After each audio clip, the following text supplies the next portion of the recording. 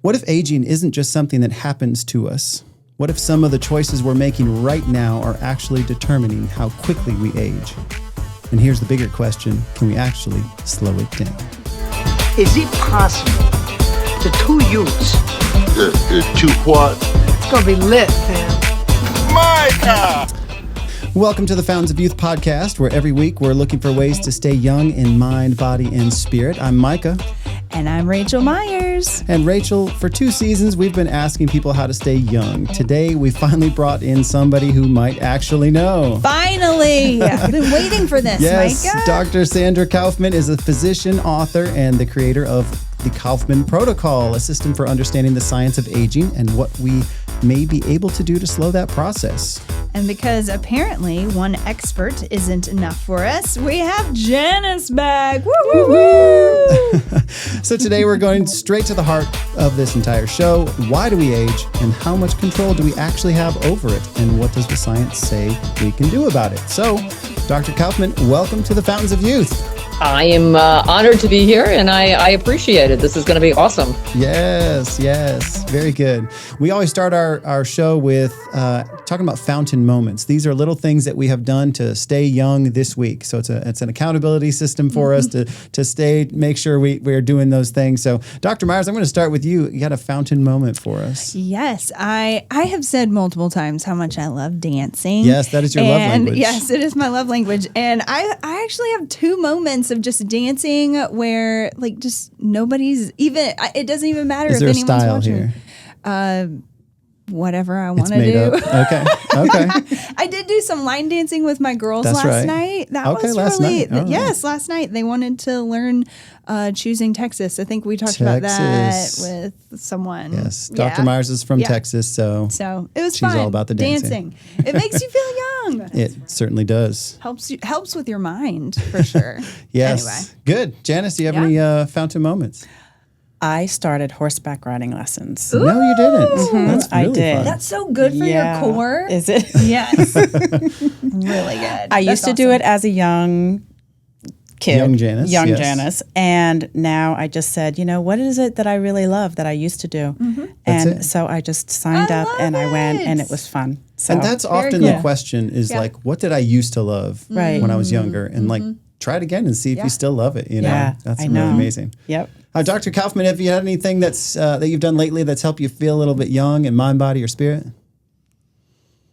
That is the funniest question ever because every day I do innumerable things. Yes. Not so much into the habits like you guys do, but I'm a bit of a biochemical adventurer. Okay. And I have to say, I decided this week that what could possibly go wrong if you injected cerebrolysin sub-Q? It's supposed to be IV, cures Alzheimer's. And I thought, what could possibly go wrong? So it turns out that you give yourself giant welts. Oh. So that was my learning moment of the week. Now say that title again. A biochemical explorer or something. What'd you say? That was great. I don't know exactly how the nomenclature that I use, but I believe in biochemicals. Card. That's great. Yeah. Right. And so I am a bit of a biochemical adventurer. Yes. Adventurer. That's it. I'm biochemical adventurer. Okay. I like that. That's great. I love that title. All right. Well, my fountain moment, of course, I'm all about doing some adventurous things and things that get my heart rate going. Yep. And so I was at White Lake again for a youth retreat. And so I was out there with the kids. I did the music, but I didn't have a lot of responsibility. So at 11 p.m., I got my paddleboard out, and there's nobody on the lake, so it's just quiet, I bet that was beautiful, awesome. dark. The water was pretty flat, so I paddleboarded to the middle of the lake and just laid on my back and looked at the stars for like 20, 30 minutes, and I was like, this is nice. I am so envious just at right peace, now. Just That sounds slight rock. amazing. Yeah, just by myself. Oh, I love that. And I think that's it. Just getting detached from our phones, from our screens, and just being present with where we're at and enjoying nature, all those things. That's so. awesome. Very good. Very good. I love it. Oh, man. Well, I'd love to keep this going here, but Dr. Myers, I feel like we're missing something. Is it a joke of the day? It is a joke of the day. And today's joke of the day is actually a special joke of the day because it was sent in by a dad. specifically my dad. Oh, okay. So it could be really bad. Sorry, Mike is Yes, dead. we like dad jokes. So I'm going to switch over here and we're going to play the recording of my dad telling the joke. So here we go. Nice. Let's tune in. Yeah. A young college student was trying to make a few extra bucks to cover tuition for next semester, so he was going door to door, knocked on a guy's door and said, "Need any extra help around?" The guy says, "Yeah, here's a bucket of paint. Why don't you go out back and paint my porch for me, and we'll settle when you're done." So the guy went back, and 4 hours later comes back around the corner. He's all covered in green paint. The guy says, 4 hours. Does $40 sound fair? The college student says, "That'd be great. Only thing is, that's not a Porsche. It's a Ferrari."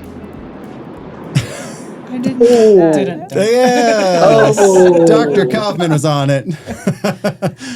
He thought he said paint my Porsche, not my porch. Porsche. Yeah. Sorry. So there we These go. North That's Carolina all right. people. And our joke of the day sponsored by The Duolingo Owl. He knows you skipped Spanish and he knows where you live. That is true. He is haunting.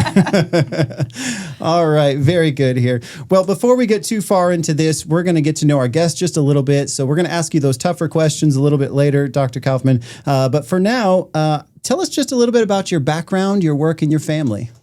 Yeah, so I started life as a cell biologist. Once upon a time, I was a tropical ecologist. So I used to play in jungles, and it was really kind of cool. I love that. My dad pointed out that that doesn't really pay the bills, so I went to med school. I did a year of neurosurgery. I did a year of regular surgery, decided to become an anesthesiologist, ended up at Hopkins, did pediatrics.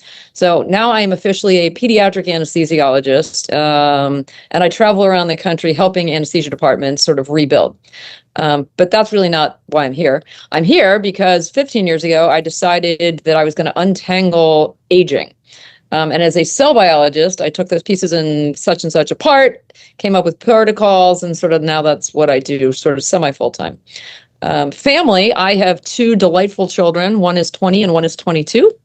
My 22-year-old is a budding musician. She just graduated from college with a degree in performance on the big bass. And now I just dropped her off at Harlem, which is scary for a mom. And she's going to get a master's in jazz bass performance. So she's one of those incredibly talented music types. And my little one is going to be a junior at Purdue doing biomedical engineering. Wow. So I'm a very proud mommy. Yeah. I bet. Lots of reasons to be proud. That's great. You mentioned the Kaufmann Protocol, and you got a couple of books out. And so what we have come up with is something we're calling the Fountain Protocol. So this is our first game. And in our Fountain Protocol, kind of like the Kaufmann Protocol, you have several categories for scoring a supplement or something else like that. And there's 7 tenets that we looked into. But we've just got 3 because we don't have time for all 7. So here's the 3. I'm going to show you some bad medical advice or some trends or something like that. And we're going to rank this. Okay. So I'm going to rely on you guys for this. The first category is called Dr. Side-Eye. Okay. Dr. Side-Eye. How medically questionable is this practice? Okay. Where 0 seems reasonable. A 3, you call Dr. Myers right away. This is not good. We need some second opinions on this. The second category is a weirdness factor. How bizarre is this actual practice or advice? 0 being pretty normal, and a 3 being, what are we doing here? All right. And the last one is, would you try it? So forget the evidence. Would anybody at the table actually do this? 0 is absolutely not, and 3, we're going to hand it over. I'm going to do it right now. So let's take a look at a few of these and see what you think of them. I'll show them, and then we'll kind of come to a consensus on our Fountain Protocol. All right. First one up here, Oat Zempic. Oat Zempic. It's a viral social media trend. It's a blended drink made from half a cup of oats, 1 cup of water, and the juice of half of a lime. People claim it mimics the weight loss effects of the prescription drug Ozempic, but the drink does not affect body hormones or provide medical weight loss. So, what do you think? Dr. Side-Eye? I think that is absolutely absurd. Absolutely absurd. All right. Dr. Side-Eye, do you agree? Absurd? I agree. It's absurd. give oats to in terms of a horses. doctor's standpoint, would they prescribe this as no. being medically sound? Medically sound, Dr. Kaufmann? Ozempic? It has a whiff of just enough that you could argue, and you guys are like, she's full of... No, we brought the experts, so come on. So what's sort of interesting, in citrus fruits, there are molecules that do have GLP-1 activity. Like, you'd have to eat a ton of it, but that would theoretically... Half of a lime. Is that going to do it? Yeah, half a lime is not going to do squat. Okay. But like if you put like 7 limes in there it might actually work. All right. So I like that. We'll give it like a 1 or a 2, somewhere in the middle there. Okay. All right. Some sort of fractionated score. Yeah. Weirdness score. What do you think? Not too weird, right? Oatmeal and lime. It's not that weird. Weird? Would you eat it? I would totally try it. And the try it scale, I'm all in. I'll try it. For the GLP-1. No, I don't even know anything about that. I'll just try it because let's see if it's any good. All right. So we're somewhere in the middle on those. I don't know about how about this one? This one's called the wet sock treatment. It's a naturopathic home remedy used to ease cold, flu, and congestion symptoms. It involves putting on cold, wet cotton socks covered by thick, dry wool socks before bed. The body warms the feet, which increases circulation and is thought to help relieve upper respiratory congestion. Dr. Kaufmann, let's start with you. Dr. Side-Eye, are you kind of thinking this is I think that's complete and utter garbage. There we go. So, I'm with you. What is that? Is that a 3? That's a 3. Yeah, that's a 3. That's Dr. Side-Eye, 100%. Yeah. What about the weirdness scale on this? Is it a little strange that people are doing this? People will do some really dumb shit. So it's not too surprising. Yes. I mean, people have done worse, I guess. Yes. All right. Dr. Myers, you giving it the full 3 on the weirdness scale? Yeah. All right. And then the last scale is would you try it? Would you try it? I would not try it. I would not try it. I don't want to be cold at all. No, I don't believe it. I wouldn't do it to my kids either. So, all right. Let's go just a few more here. Viral TikTok trend claims rubbing castor oil in your belly button detoxes your liver and eases bloating. Dr. Kaufmann. No way. There's no membrane there that would absorb castor oil through your belly button, would it? Absolutely not. Okay. I mean, that makes no sense whatsoever. And even if it did, like the surface area is so bad. Right. It's so, that just makes no sense. Okay. Maybe just like a good belly rub. I mean, if you're ticklish, it could be fun. There we go. I might be in it for that. But I love castor oil. Yeah? I don't know what did it say? Putting it on your belly button. But it's saying it does something. It detoxes I will your say liver. I don't know about the detox in the liver, but you said the membrane. The membrane is your skin, like it's absorbing into your bloodstream, and castor oil has a lot of great properties. So, totally used it for bloating before. All right, let's try a few more. Not in the belly button. That seems kind of odd, but. All right. I have packs. If you were, this is a tweet. If you were almost healthy, you'd like how your pee tastes. If you were actually healthy, you wouldn't be peeing at all. Dr. Kaufmann, let's start with you. What? If you were actually healthy, you wouldn't be peeing at all? Yes. Yeah, you'd be in like renal failure. Yes. That doesn't make any sense. Who's writing this? These are people tweeting this brilliant thing. This one is the Caputo method. Method. So I don't think we're going to follow. No. We'll stick with the Kaufmann Protocol over the Caputo method.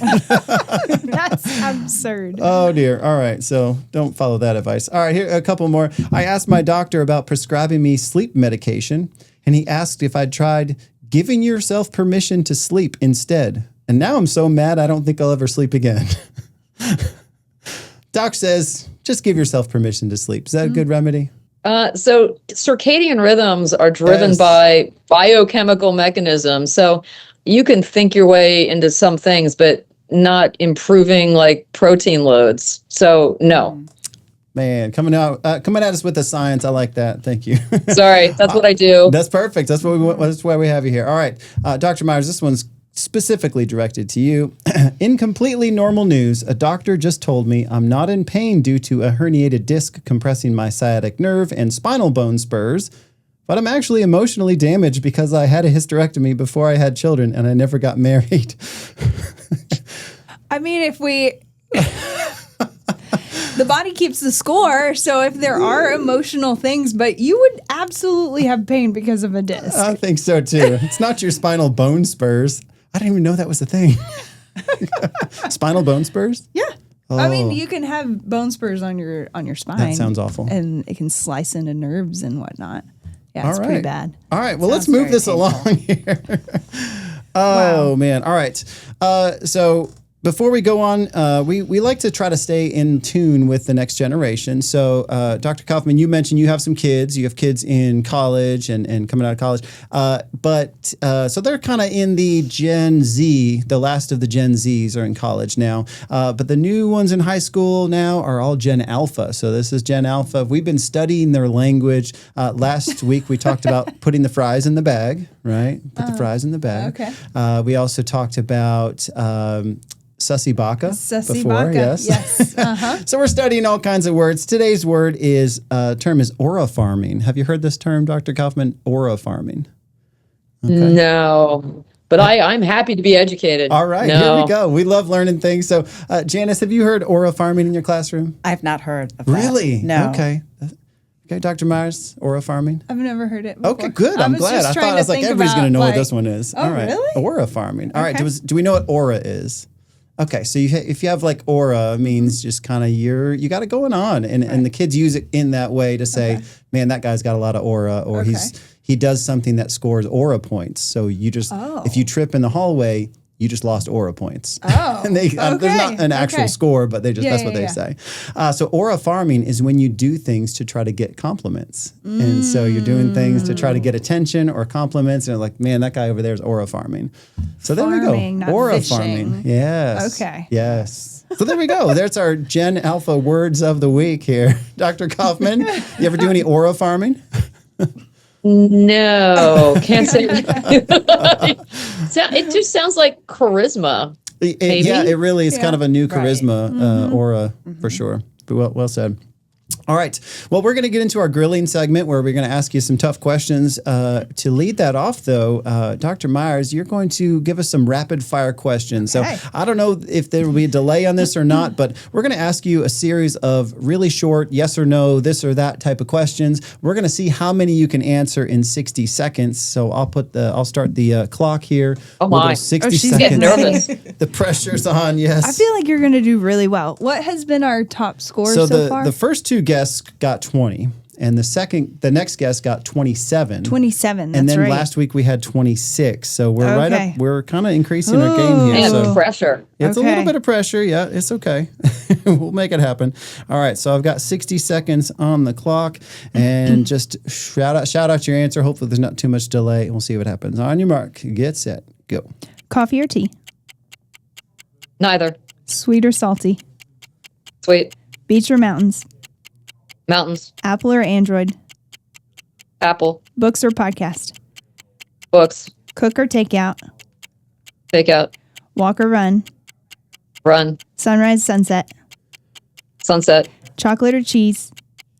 Neither. Nap or power through? Power through. Cardio or weights? Cardio. Wine or chocolate? Chocolate. Optimist, realist? Realist. Brains or beauty? Brains. City or country? Country. Plan ahead or wing it? Wing it. Favorite movie? Out of Africa. Favorite decade? 80s. Favorite state? State. Mm-hmm. Florida. Furthest you've traveled? Himalayas. One food you couldn't give up? She got 20. Ended with that one. What do we got? 20. What's the food you can't give up? I don't know. I don't actually like food. I don't know. Oh, very good. So we got to 20? How did they get, how did people get higher?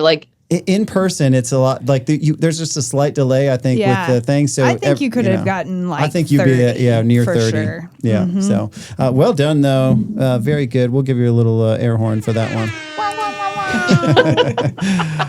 Great job. Well, Dr. Kaufmann, we have you here because we're going to talk about aging, and we talk about what I call the listener avatar, and this is like who we're talking to. So people that are listening to this, I don't think about just everybody. I think about somebody that's in. Dr. Myers and I are actually the same age. Someone in their 40s. They're just kind of transitioning a little bit into feeling over the hill, maybe some days more than others.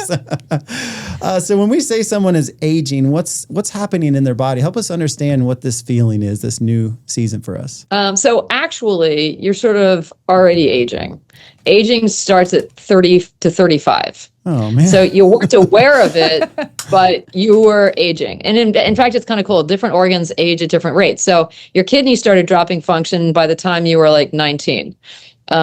You're just feeling it now because you've hit some threshold where you actually sort of become symptomatic, right? But what is aging? I think of aging as being cellular failure because cells become tissues. Tissues become organs then join together to become like, entire, systems as humans. But at the absolute essence, you are aging because your cells are aging, and cells age for very specific reasons. But people generally are aging roughly at the same rate unless you're very ill or extraordinarily healthy. Therefore, people don't normally feel it until late 30s or early 40s. So welcome to it. Here we are. So what control do I actually have over my aging? I mean, is it just a lot of people just feel like this is inevitable. The best thing you can do is embrace it. Oh, absolutely not. That's so old fashioned. Like we know why your cells are aging, and I can bore you with tremendous numbers of details. But just as an example, so as you said, like I believe in the 7 tenets of aging, which I created because it's all cell biology. Tenet 1 has to do with DNA alterations. This is where it's going to get kind of boring, but I'll try to skip through this quickly. No, you're good. In DNA alteration category, 3 things mostly happen. So it's telomere shortening, it's epigenetic modification, and it's heterochromatin distribution in your nucleus.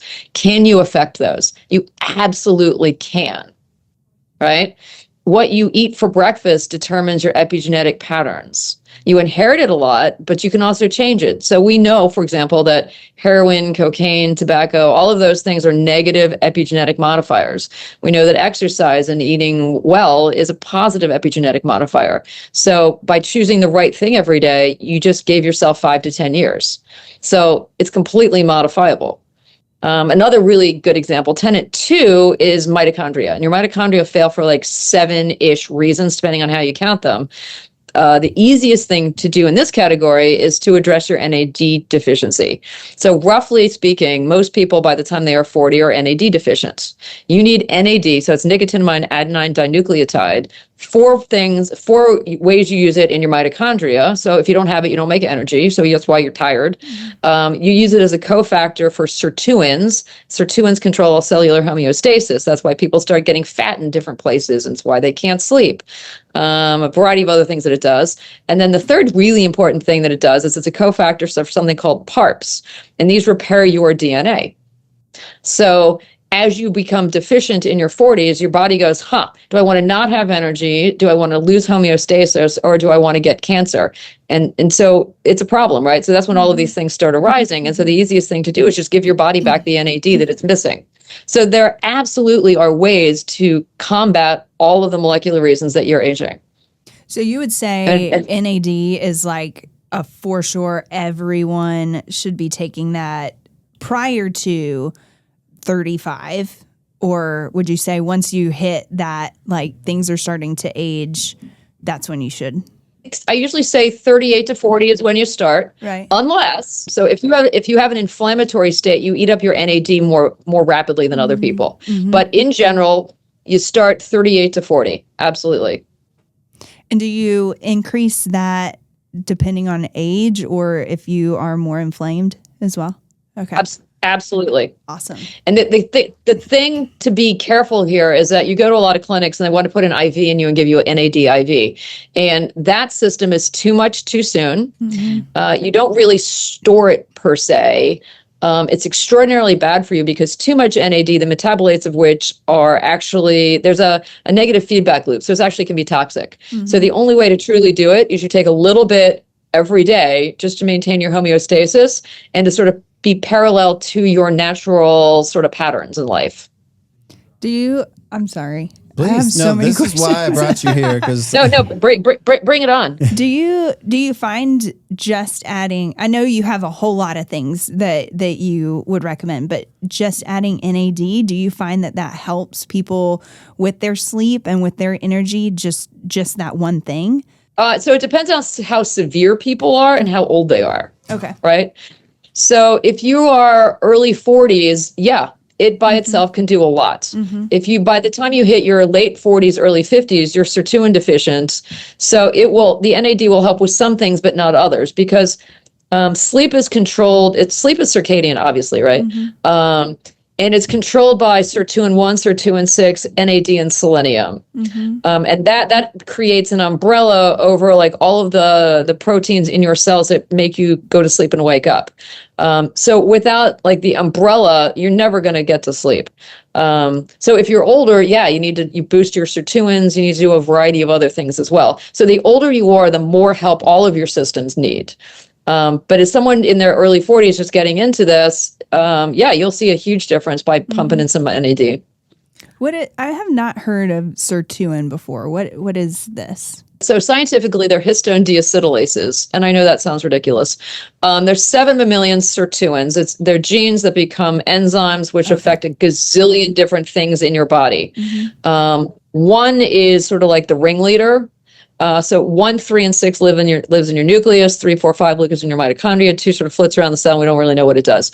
But 1 controls, as I said, circadian rhythms. Mm-hmm. It controls DNA repair mechanisms. It controls where you store your fat.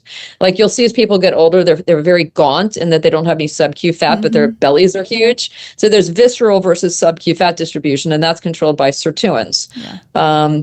But all cellular homeostasis is basically controlled by these on-off switches that get turned off after the age of 40, roughly. Another reason that people get tired is there's sirtuin 3 lives in the mitochondria. It's like the mastermind of your mitochondria. Mm-hmm. And that one actually gets shut off earlier. That one starts to get shut off by the time you're like mid-30s. Mm-hmm. So unless you jack up their sirtuin 3, your energy levels are going to not be great.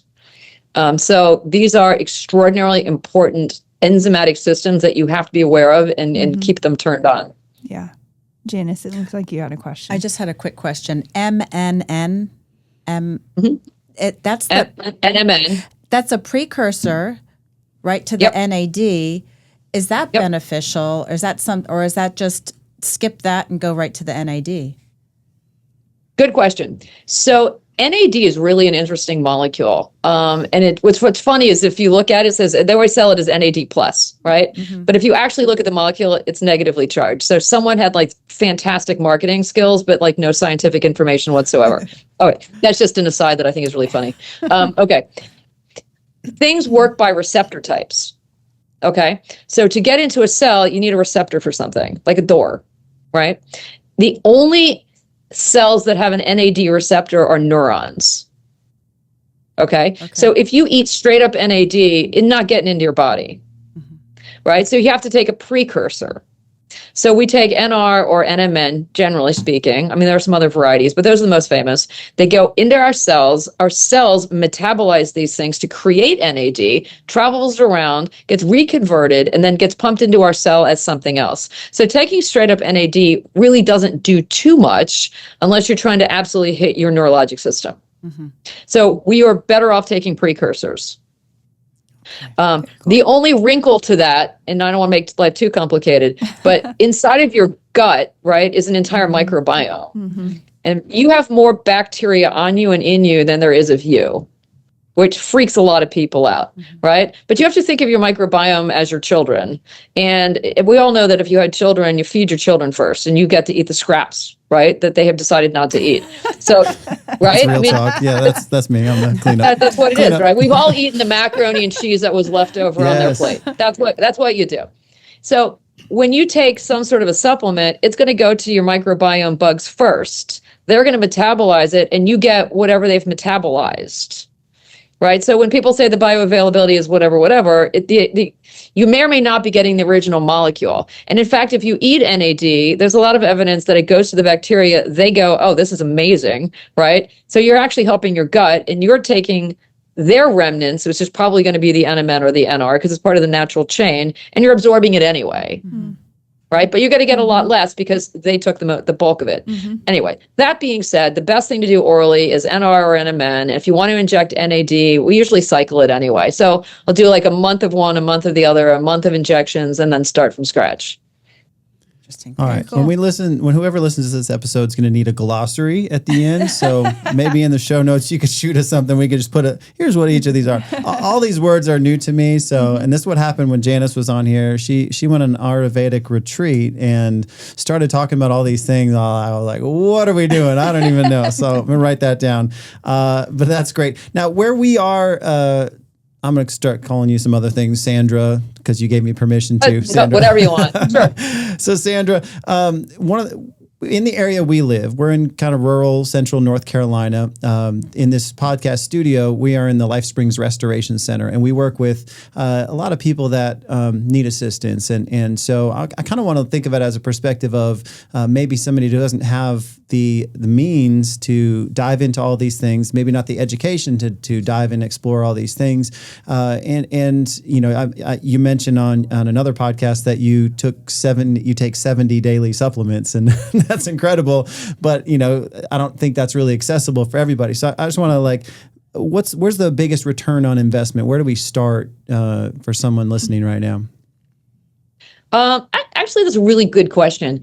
And so when I build programs for people, we start with, I call it the longevity pyramid, right? It's things you do every day, things you do every week, things you do every month, so on and so forth, right? Some of them are uber cheap and some of them are very expensive. So at the bottom of this pyramid is diet and exercise. So at the very least, diet is important. And I know that sometimes really healthy foods are expensive, but you just avoid the Twinkies, right? Like you just want to make at the very basics, right? Stop by the roadside farm and get, some oat 17 tomatoes for a quarter or whatever it is, right? That should be reasonably inexpensive and very healthy for you. So that's a baseline. And exercise should be dirt cheap, right? Put on a pair of shoes and go walk. Yes. Right?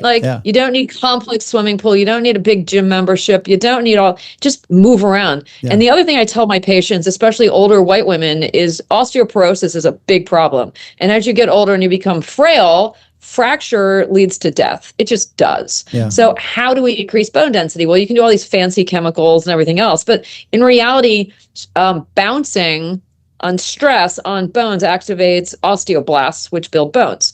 So I tell my patients, don't get a jump rope because you will trip and then you'll be angry at me. Yes. Just stand in place and jump, right? I believe Dr. Myers calls that dancing. Call it what you will, right? Yeah.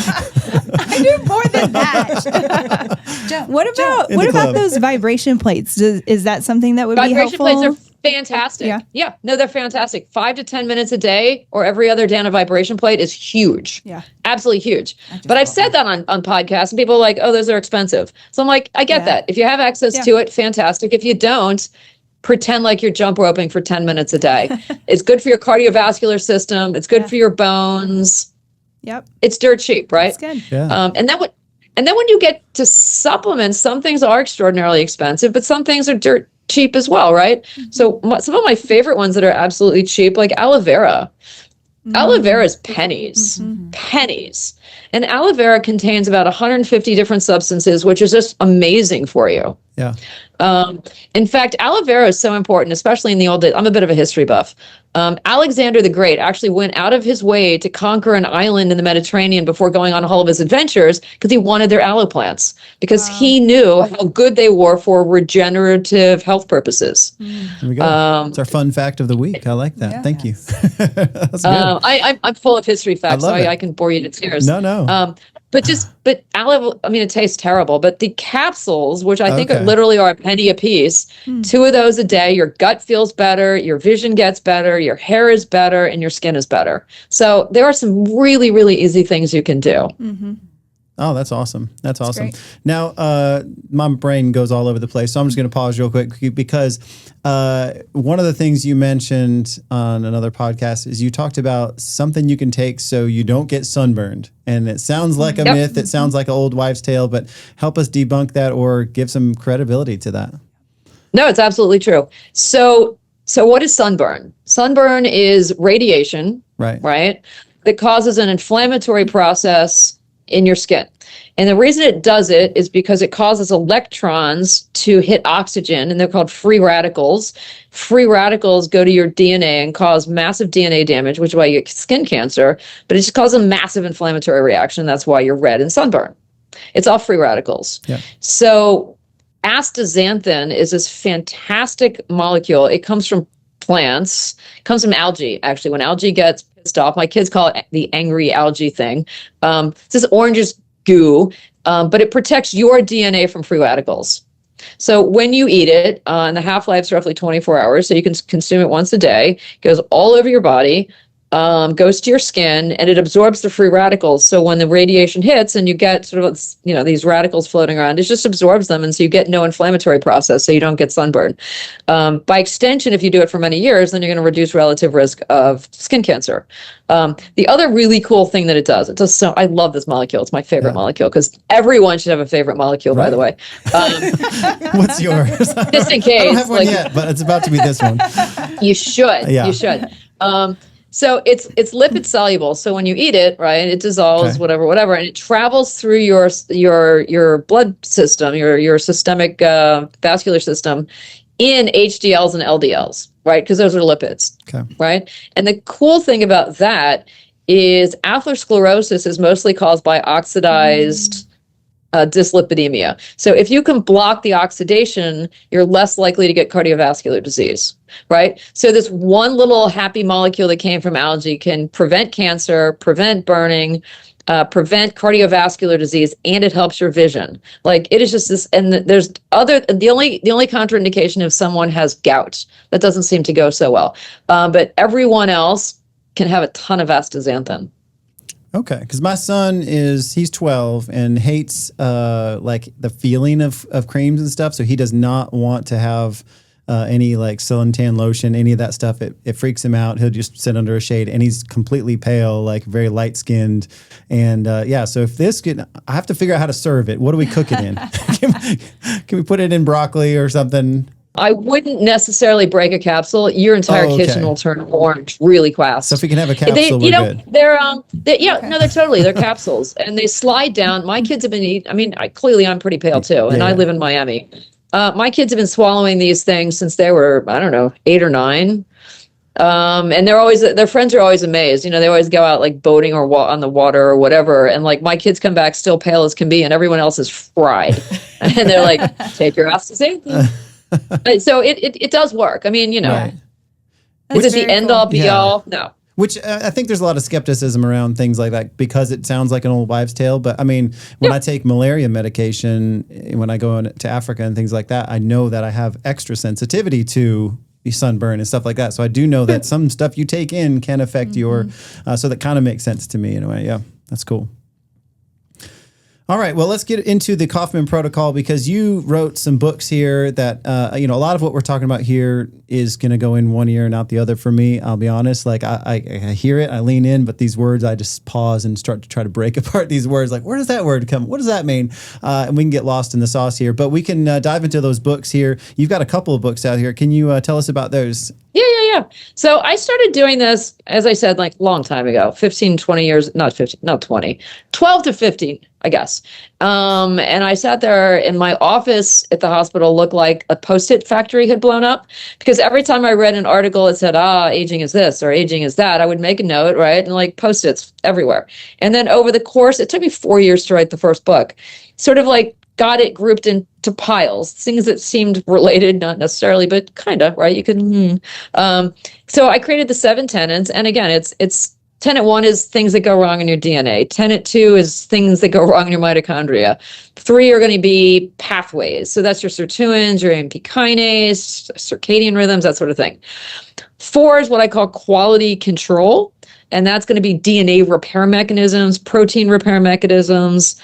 Because I like to think of like your cells as a little factory. And all they do really is sit around and make proteins. And if you don't make the proteins, then they're sort of useless. But they don't over time. And that's one of the reasons that like we don't age very well. Anyway, 5 is your immune system that fails and becomes your inflammasome. We all are more inflamed over time. 6 is individual cell needs. So we need to get rid of senescent cells. We need to be really nice to our stem cells. And it's the idea that like a brain cell has a different requirement than a liver cell. That's sort of same self-evident. And then the last one is waste management, right? It's sort of like you have to take out the trash. And glucose and all the reducing sugar sort of fall into this category because, we all love to eat sugar for the most part. And sugar is very sticky on the inside, metabolically sticky. It causes something called AGEs, which are advanced glycation end products, and they just sort of destroy most things that are collagen-based in your body over time. So soup to nuts, that's kind of like why you age. And that's the system that I sort of put together. Is there one specific diet that you just are like, yes, this is what everyone needs to do? So no, because I think that every diet has its own intrinsic limitations.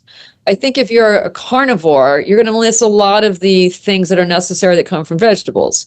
If you're a vegetarian, you're going to miss a lot of things that mandatorily come from meats. If you're one of these weird paleo people, or I only eat broccoli every other Thursday, or whatever it is, whatever you choose, you're going to be deficient in something else. So I generally preach like moderation, right? Yeah. A little sugar, not a lot. Some carbs, not a lot. Like, things that are generally healthy for you. Like I will avoid, like I'm a big, AGEs I think are huge, advanced glycation end products. Not only do we make them inside of ourselves, right? When we eat glucose, whenever you cook it, it breaks down. And that's a problem for us. You could also eat AGEs from food. So anytime like you caramelize onions or you eat a burned hamburger or a well-charred steak, you are consuming AGEs that are intrinsically horrible for you. So you want just a good modicum of choices while you don't eat like French fries every day sort of thing. You know what I mean? Oh, darn. A decent... That's her favorite. She loves French fries. But not every day, right? Not every day. Yeah. I'm good. I mean, you can, but then you have to be smarter about it because then you can block glucose. I mean, you can do it anyway, but you can block fat absorption. You can block glucose absorption. Like you can play I'm a terrible diet, but I can't really tell people that. I guess I am now because we're on a podcast. But this is one of the reasons I take 70 things a day. Or, in 13 pharmaceuticals because I block all of my bad habits. I'm not diabetic, but I take 3 diabetic medications to prevent any of the issues that could theoretically arise. Yeah. Well, write that down. That's good.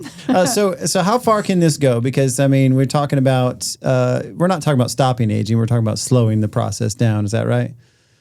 Yeah. Yeah. So will someone alive today? This is my theoretical. Will someone alive today live to be 150? Is that possible? Are you going to? Yes. No. You're pioneer. No. So I will make it to about 110, 120. And the reason I say that is remember that longevity didn't exist. I hit 45 before I started doing anything. Right. So I'm already behind the 8 ball, right? I lost a good decade of longevity. Like when I was a kid, we bathed in suntan lotion, right? We had fried skin. We ate garbage. We rode around, got concussions when we wrecked our bikes. Like So true. It's another world, right? Yeah. So will I be that old? I'll be decently old, but my kids will absolutely be 150 because they grew up taking astaxanthin and drinking green tea and knowing all of these things that they know, right? I do some weird things. Bring them on. No, I do supplements, I do medications, I inject exosomes every month or more frequently than that. Plasmapheresis, all of these things. Cool. But I'm behind the 8 ball. If you start doing these when you're younger, then you're just going to be way better off. Would you try it? Yeah. Injecting things? Oh, injecting. I'm anti-needles. I can't. I am very interested in what she's up to. Oh, I'm very interested too. I feel like we are just experiments and we're going to see how long we go, kind of thing. So this is fun. I want to try some of these. So we like to end our conversations with a challenge of the week. This is something that's small that we can do to kind of maybe change our mindset about something or put ourselves out there. So what's one thing, a challenge you could issue to somebody listening right now? I would ask someone to just take one step forward in the world of longevity, whatever it is. So if they're a couch potato, get off the couch. Yes. If you eat a hamburger every night, don't do it. If you take one supplement, take two. Like one small step forward. Yeah. There we go. That's good. And what supplement is that we should be taking? Like just baseline, everybody. Well, again, it depends how old you are. It depends what your lifestyle is. I mean, everyone in the world should be on astaxanthin. So let's just go with that one. Yes. That's the angry algae. That's my favorite molecule Yes. now. I don't know. See? Yes. I got to go back You're and gonna watch look all up this and go, stuff. And, I don't even know how to spell that. I need to know how to spell that. Oh, well, fantastic. We really appreciate you taking time with us and teaching us some things. You ever walk in college, you ever walk into the wrong lecture hall and you're like, what's happening right? I feel like we walked into organic chemistry class in level 3 or 400. I'm like, huh? Freshman lost. But I'm going to go back and listen and study some of these things. I look forward to that glossary you send us because I'm gonna unpack some of this stuff. So this was great. Thank you so much. Oh, my pleasure. I know it was just like the tip, though, right? You have so much to give. Oh my God. Yeah, no, we just put a toe into the tide pool. Like, you can fall into the abyss of all of this. I mean, it's crazy. I'm sure. Yeah. Well, we always wrap up with a game here. What we're going to do is we're going to go around and we're going to list two things. And we've got to decide, each individual's got to decide which one's older. Which one came first? Okay, so some are historical events, some are buildings, some are people, whatever it is, and so we'll go one at a time. I'm going to go ahead and start here, if that's all right with you guys. Absolutely. Which one came first? Oxford University's teaching or the Aztec Empire? Which one is older? Oxford University and their teaching program, or the Aztec Empire? Okay, everybody lock in their answer because we don't want to influence each other. Everybody got their answer in? Dr. Kaufmann, what do you say? I think Oxford's older. She says Oxford. Really? Dr. Myers, what'd you say? I was going to go with Aztec. The Aztecs and Aztec too. it is Oxford. So well done. Are you competitive over there? I can tell a little bit. No, not at all. No. All right, 1 point. Dr. Myers, you want to give us one? Oh, yeah. I've got one. I'm not going to cheat. You always I feel cover like I'm you're a going to cheater. peek. I never peek. Cash Money Records. Who's on that? When they were founded. Who was on Cash Money Records? I have no clue. Okay. That was a drop for my nephew. Random Cash He Money asked Records. for a Okay. secret code. All right, go ahead. Cash Money Records, or the first public website. First public website. Okay. Janice, what are you saying? Public website. That's a guess. That's the oldest. Yeah, the oldest. I'm going to Okay. say public website as well because websites were around a lot longer than Dr. we think. Kaufmann? I don't even know what Cash Records is. Yeah, Right, like that who's was- on I that didn't- label? I don't know. It sounds kind of we gotta do some gangster. research. Cash Money. Which one do you pick, Dr. Yeah, Kaufmann? maybe a rap. Well, only because you guys label. picked one, I'm going to pick the other. She's Let's going- go with Cash. she's going I have Cash no Money. idea. She's going to go to the cash. Yeah. It was both of them, 1991. They're the same. Oh, wow. Same year. No We point. had no reference for the first one. All right. Dr. Kaufmann, you want to give us one here? What do you got? Which is older? The birth of Christ or year zero? I'm going to go with the birth of Christ. Yeah, because it's I'm gonna off go a with little that. bit, Yeah. but I can't remember which way it's off. Birth of Christ. I'm going to go Birth of Christ. You guys are good. Yeah, it's off by 4 years. All Yeah, right. Good job. 4 years. good one, good one. Interesting. All right. I guess I'm up now. So don't you cheat. All right. Which one is older? Let's see. The company Nintendo Oh, I have this one on mine. or Maybe. or the Eiffel Tower. I have that one. All right. Well, you don't say.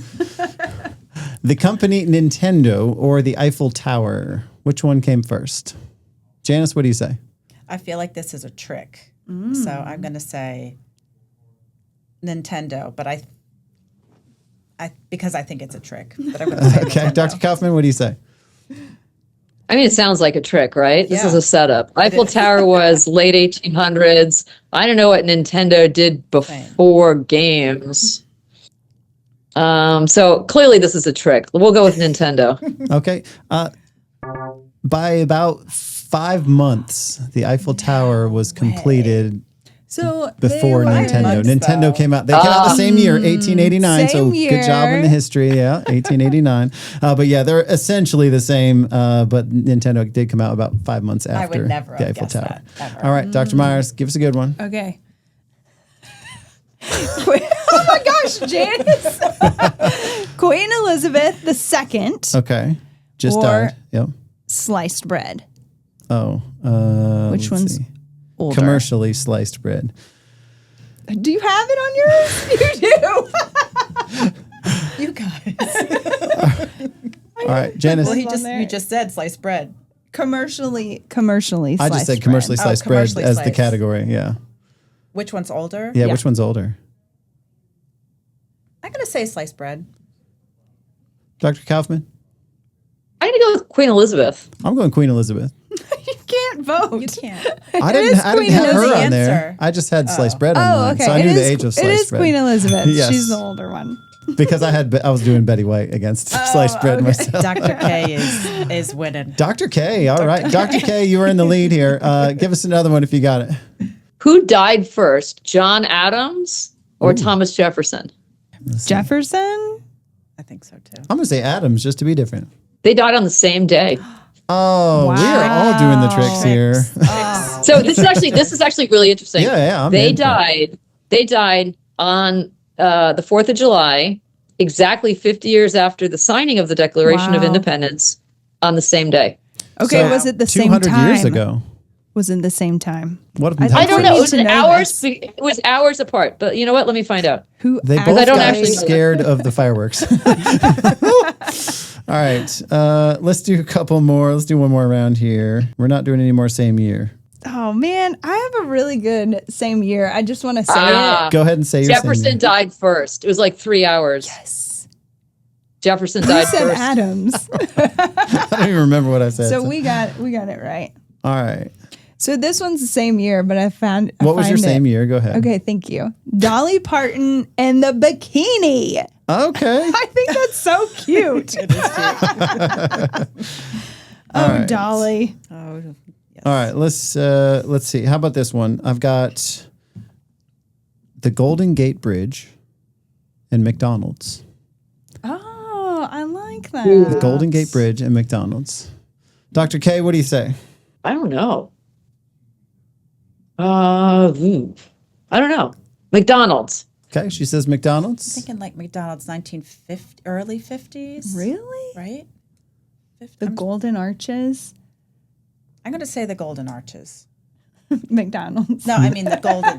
The Golden Gate? The other one. The Golden Gate or the The other Golden one. Arches? Yes. I'm The going one Golden arch. Gate. The Golden Gate? Yeah, Golden Gate. The answer is Golden Gate. So nice job there. 1937 is Golden Gate. McDonald's was 1940. So Oh, it just 3 years was apart. Yeah. 40. Very close. Very close. You got one Okay, more for yeah. us here? All right. Okay, which is older? Clint Eastwood Oh, dear. or the chocolate chip cookie? Clint Eastwood or a chocolate chip cookie? That combo is so funny to me. Yeah. I'm leaning Clint. Janice, don't you? I'm leaning Clint. Dr. K, what do you say? Clint Eastwood or a chocolate chip cookie? Chocolate chip cookies got to be older. That's what I think too. I think the cookie. It's Clint Eastwood. Woo! Oh my God. Gotta be old. It Wow. was, He is he a was dinosaur. born in 1930, and the chocolate chip cookie was around 1938. Wow. Okay. Yeah. Let's tally up the scores here. And It's Dr. K. Dr. K, Of course. the champion. I know. If we have a history podcast, we are bringing you on just to talk about history and nothing else. So, Nice. Nice. all right, very good. Well, we're gonna wrap up with our wild card. Our wild card, of course. Dr. Myers, did you bring a wild card for us today? Yeah, this is kind of weird. So in 1964, researchers photographed something about 1,000 miles south of Cape Horn sitting on the ocean floor, and they reported it as an alien antenna. All right. What year was this? I giving you the side eye? 1964. Yes, you're giving me the side eye. It's okay. We need that sound effect for this. All right. Except the truth of it actually is it was a carnivorous deep sea sponge. Oh. And it was nicknamed the ping pong tree sponge. Carnivorous sponge means exactly what it sounds like. Unlike the peaceful filter feeding sponge you picture, carnivorous sponges use specialized structures to snag tiny crustaceans and other prey. Not so scary. Yeah, but they totally passed it on as it's aliens, and they confirmed technology. it as not like this could be, but yes, this is. It is. All right, and it was a creepy little critter. Maybe it caused the Kentucky meat shower we studied a few weeks ago. I know. Yeah, I actually heard that was in Area 52. Area 52. There it is. All right. Well, Dr. Kaufmann, thank you so much for joining us. And Janice, we're glad to have you back. And Rachel, I think after all this, we've officially earned the right to keep calling the show Fountains of Youth. Yes, absolutely. At least for this 1 week. I think my biggest takeaway today is that aging may be inevitable, but how we age isn't completely out of our hands. The choices we make today can affect the health and life we're able to enjoy tomorrow. And that's really what the show has always been about, not chasing some magical number or trying to be 25 forever, but staying engaged with life and taking care of the mind, body, and spirit we've been given. So Dr. Kaufmann, thank you for helping us understand a little more of the science behind that today. If you'd enjoyed this conversation, subscribe to Fountains of Youth. Share this episode with someone who wants to age well, and join us again next week. Until then, keep learning, keep living, and stay young in mind, body, and spirit. Thank you. Yes. Oh, thank you guys. This is fun. Yeah. And try some aura farming later. I'm going to. Yeah, that was a new one for me. Yes. Absolutely. And wear some cold socks and see what happens. No. No? That's a hard no. That's terrible. I know.